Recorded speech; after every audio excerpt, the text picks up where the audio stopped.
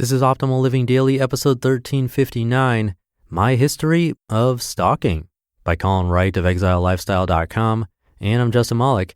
Happy Saturday. Welcome to one of the only podcasts in the world where blogs are narrated to you for free.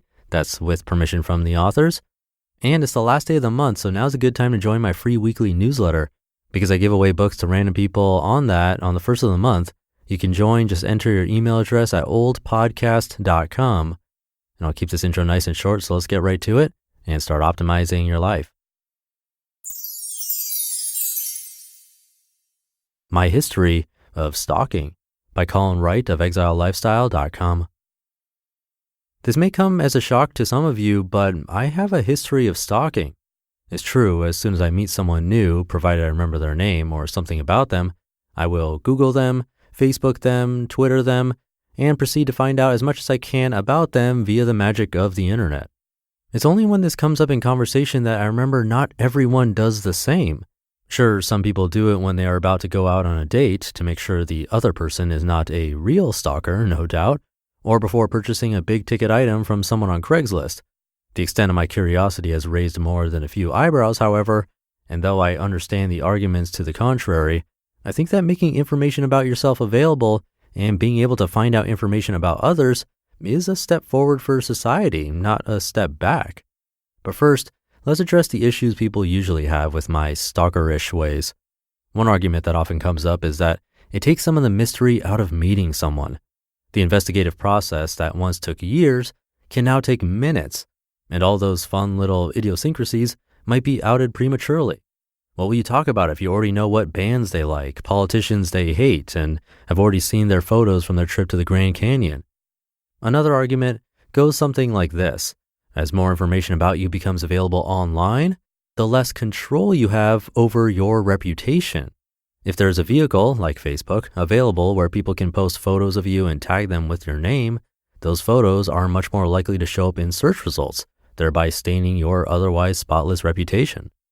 My issue with both of these arguments is that they don't consider, one, the direction the world and its relationship with technology is going, two, the benefits that come with the baggage of having a brand you online, and three, that having a hands-off attitude toward the internet and its impact on the real world can be much more harmful than taking the time to use it thoughtfully. It's undeniable that as the global populace becomes more and more comfortable with the internet and other technologies, styles and customs and people are changing as well. This is an invention that changed the global economy, and at the same time, it has changed our vernacular and religions and how we read maps and just about everything else in the world. To think that by not putting information about yourself online, you will keep that information secret is a false assumption. Similarly, to deny yourself access to the same flow of information that everyone else has access to hurts no one but you. To be out of the loop is not romantic, it's foolhardy. Think of all the things we have today that are made possible by technology. GPS, one-click purchasing of just about anything from your mobile phone, video games that operate by reading your brain waves.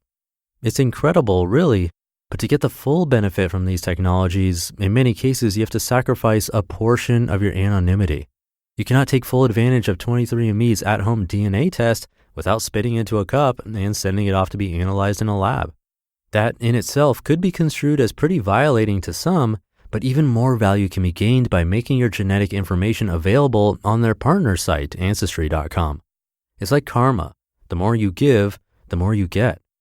Think of it. You can find people who are related to you by having your DNA analyzed from home and then connect with relatives you didn't know you had online through a social network.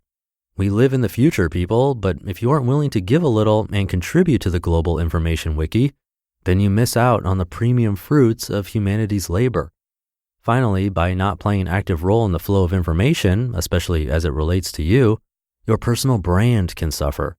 Anything negative or untrue will go unchallenged, either because you don't know about it or because you don't have enough of a reputation online to challenge it with authority.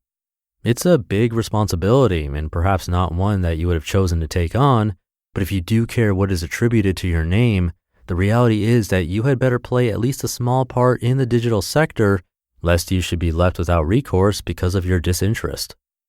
Update May 15th, 2016.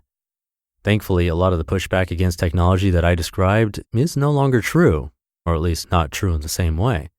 There's actually a more organized front that runs counter to the always-on networks we're all plugged into, but that counter movement exists largely because we all use these networks so much, not because we fear and don't understand them.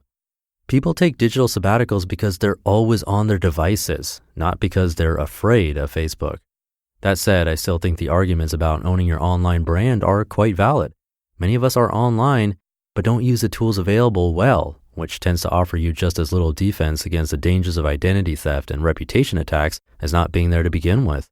Much better to understand the tools, use them just enough to assume ownership of your identity, and maybe put out a few tendrils to ensure you have access to opportunities should they arise, and then establish boundaries so that you aren't overwhelmed by the options available. Turn off most notifications, block contacts from people who aren't relevant to your life, post only when you have something to say, and so on. Own the technology, don't be owned by it. You just listened to the post titled, My History of Stalking by Colin Wright of ExileLifestyle.com. Thank you to Colin. I think the last line in his update was key. Own the technology, don't be owned by it. Because avoidance can actually be a way of being owned by it, thanks to the fact that most of these types of platforms are crowdsourced. That is, all the content is created by everyone, by people, not the businesses. And sometimes those people are sharing information about you without you even knowing about it. It's a tricky situation. My typical go-to is, if everyone acted this way, would the world be a better place? If not, then we probably shouldn't do it. So with social media, I try not to post things that include people who wouldn't want to be there or ask them. And obviously I try to be respectful there too, because I think the world's not a great place when everyone's disrespecting each other online. I'll leave it there for today. Thank you for being here and listening every day, including the weekends. And I'll be back tomorrow reading to you where your optimal life awaits.